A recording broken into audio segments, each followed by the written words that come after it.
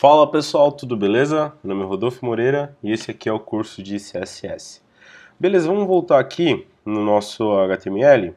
Podem apagar esse CSS, tá? Podem deixar somente essa div com a class de background. Vamos salvar aqui, salvei, né? Vamos ver como é que ficou. Beleza, ele tá aqui. Então, pessoal, a gente vai trabalhar aqui agora com posicionamento. Eu tinha falado um pouquinho para vocês, a gente viu aqui no CSS, no início do nosso style, o margin e o padding, né? O margin ele serve para adicionar uma margem dentro do nosso documento de CSS para nossas tags ou para as nossas divs, né? E o padding ele tem uma função similar, só que o margin ele adiciona um espaçamento externo e o padding adiciona um espaçamento interno. A gente fez aqui no body esse espaçamento interno de 10 pixels e ele desceu um pouquinho aqui, ó. Esses 10 pixels são esses carinhas aqui que está do lado, porque antes, se vocês prestarem atenção, vamos fazer aqui, ó.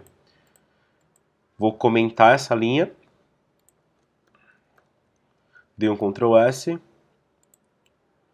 E ele volta, né? Ele fica todo colado. Então, para dar um espaçamento interno, eu dei um padding aqui para que ele não fique todo colado. E são esses dois caras aqui que aparecem pra gente. Bom, salvei aqui.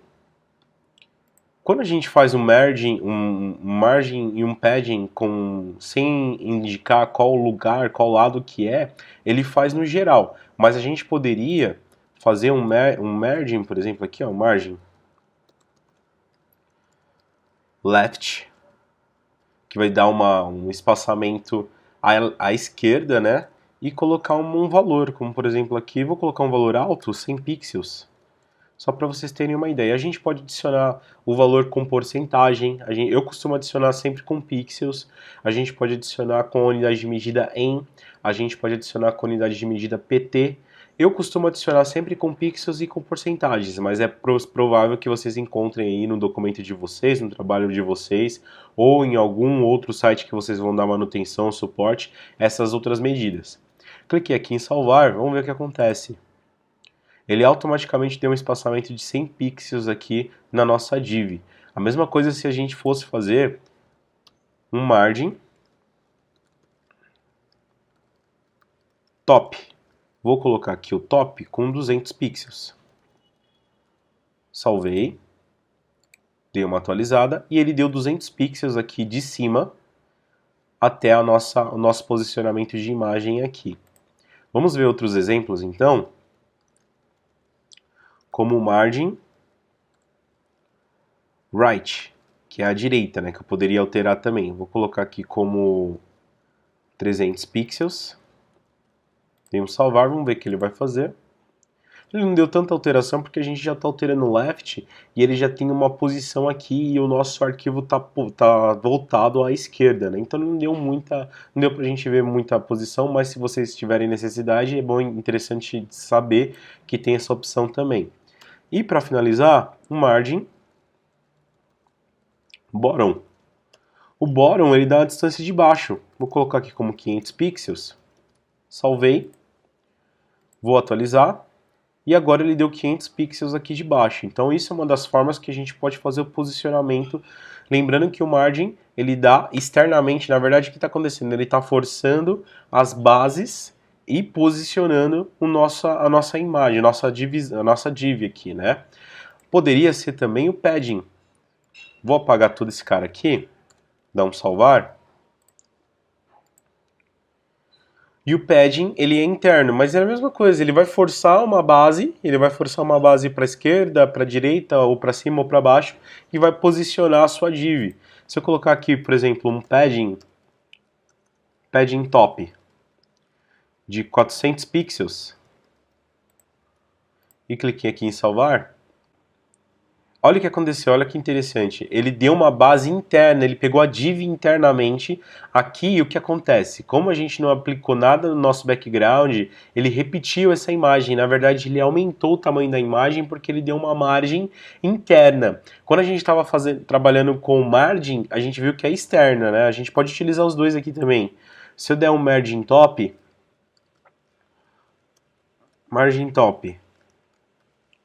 de 300 pixels, ele simplesmente vai levar um pouquinho para baixo. E o que aconteceu aqui quando a gente fez com o padding, ele deu o espaçamento interno e repetiu a nossa imagem. Beleza? Bom, a gente pode apagar esse padding aqui. Vamos apagar esse margin top aqui também. Vamos salvar. Outra coisa bem interessante, lembrando que a gente colocou valores positivos aqui, ó, no margin, por exemplo. No margin a gente colocou, se a gente colocar um margin top aqui, de 10 pixels, vamos colocar de 100 pixels, 100 pixels. Salvei, dei uma atualizada, ele veio um pouquinho para baixo, certo? Ele pegou 100 pixels aqui de cima e colocou a nossa div um pouquinho para baixo. Se eu fazer um valor negativo, o que acontece? Vamos colocar menos 100 pixels. Deixa eu tirar esse espaçamento aqui. Cliquei em salvar. Deu uma atualizada. Ele veio por trás, né, por baixo e subiu a nossa div independente das tags que estavam lá. Só que tem que tomar cuidado sempre quando vocês forem mexer com valores negativos para ver se em todas as versões do seu site, no smartphone, no tablet ou no computador, se vai ficar correto. Beleza? Então, a gente pode utilizar valores negativos tanto por margin quanto por padding. Beleza? Vamos apagar aqui então. Cliquei em salvar. Ele vai voltar para a mesma posição. Tem outro carinha aqui bem interessante que é o float. O float, o próprio nome já diz, ele flutua dentro da página. Aqui, por padrão, ele sempre fica alinhado à esquerda, né, que é left em inglês. Se eu clicar e deixar aqui o float left e salvar, ele automaticamente posicionou a nossa div para o lado, sobrou um espaço porque ele indicou para o navegador que não tem mais nada, não preciso colocar mais nada aqui, e ele pegou a nossa navegação, nosso menu, e jogou para cima. Se eu colocar um float right, que ele vai mandar esse carinha aqui para a direita, ele fez a mesma coisa. Ele pegou a div, só que ele agora encostou tudo na direita, né? E aqui ele pegou o nosso menu de navegação e subiu. Né? E é basicamente assim que ele trabalha. O float ele serve para que a gente posicione nossa div. Né? A gente pode colocar um float left, um float right, que é os mais utilizados. Mas também a gente pode utilizar outras opções, como o float wall, o float none, o float onset. Os mais utilizados são o float left e o float right para fazer esse tipo de posicionamento, beleza?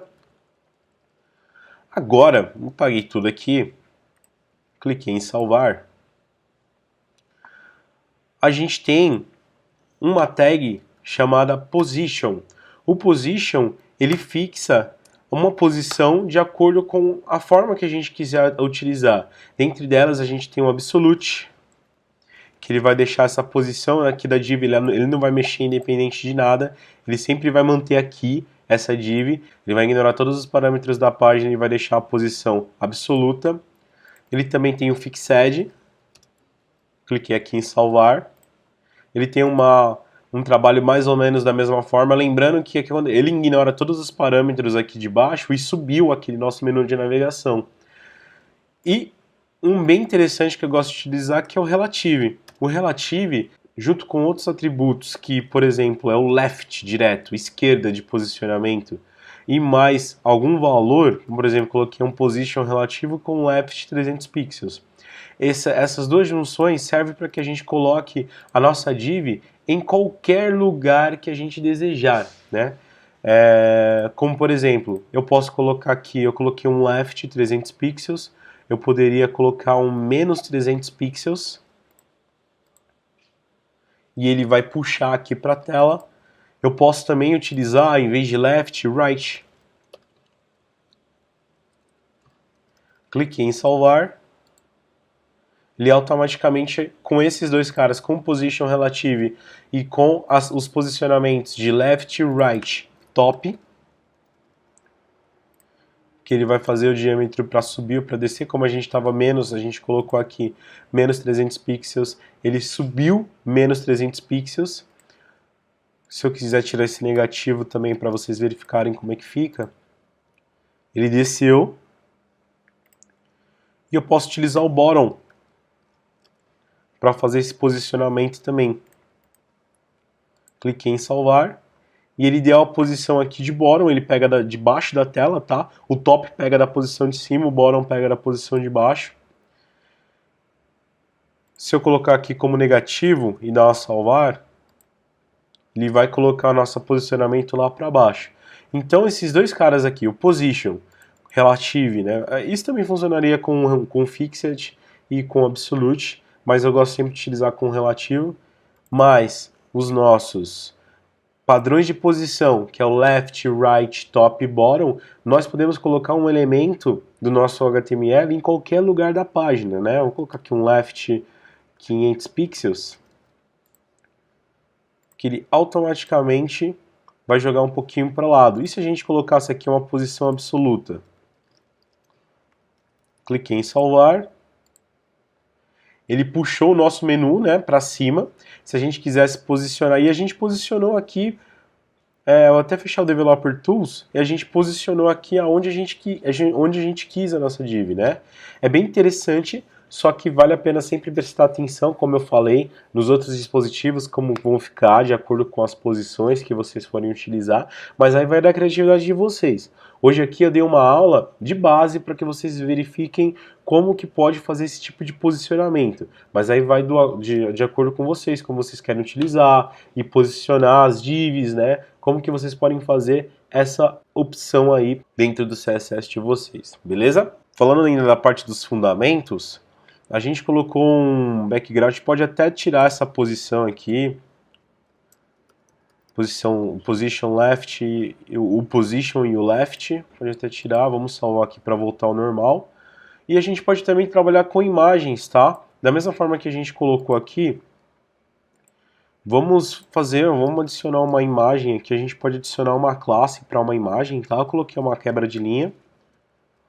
Vamos lá aqui no Google, novamente, vamos salvar uma imagem, images.google.com.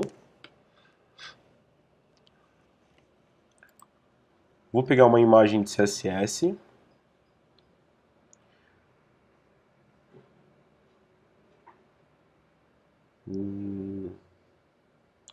Pode ser essa imagem aqui. Vamos salvar ela lá. Cliquei com o botão direito, salvar a imagem como. Ele já está aqui na estrutura dos meus documentos, né? Lembrando, vocês procurem aí para salvar lá dentro daquela pasta image do arquivo do HTML de vocês. Aqui HTML, image. Vou colocar aqui como CSS o nome da imagem. Salvei. Vamos colocar essa imagem aqui com a tag img.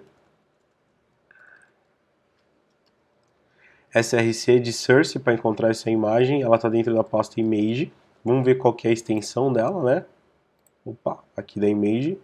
A extensão dela é png, então é css.png. Lembrando sempre de colocar aqui o border 0. Posso salvar. Vamos ver como é que ficou aqui na nossa página. Deu uma atualizada. Beleza, ele já apresentou aqui pra gente, né, uma imagem que a gente acabou de baixar. E se a gente quisesse mexer diretamente com a imagem dentro do CSS, nós poderíamos colocar aqui a tag img e mexer com o tamanho dela e com a largura. A gente poderia também fazer isso, né? Como por exemplo, se eu quiser mexer com o tamanho dela, só que em vez de pixels em porcentagens, eu quero que ela fique na largura 50% menor do que ela está agora. Coloquei aqui uns 50%, dei um salvar, atualizei a página. Ela abaixa, quando a gente altera a largura, é como se a gente estivesse puxando no Photoshop ou no Fireworks, né? Ela diminuiu proporcionalmente, ela não deixou fora de proporção.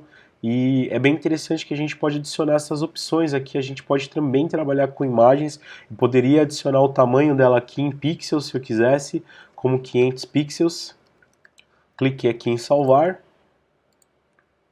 Ela também diminuiu. Então, nós podemos também trabalhar com imagens aqui. A gente poderia também adicionar uma position para ela, relative, e posicionar essa imagem aonde a gente quisesse. Como, por exemplo, vou colocar aqui como um left. Vai ficar, vamos colocar aqui, 250 pixels de left. E no top, vamos subir ela um pouquinho. vai ficar menos 250 pixels.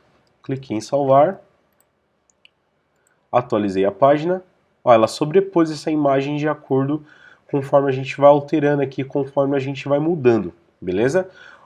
No CSS, uma das formas que você vai encontrar imagem para trabalhar, normalmente essa imagem ela vem dentro de uma div, então a gente pode até mesmo criar uma div aqui com uma class de, podemos colocar aqui div underline imagem,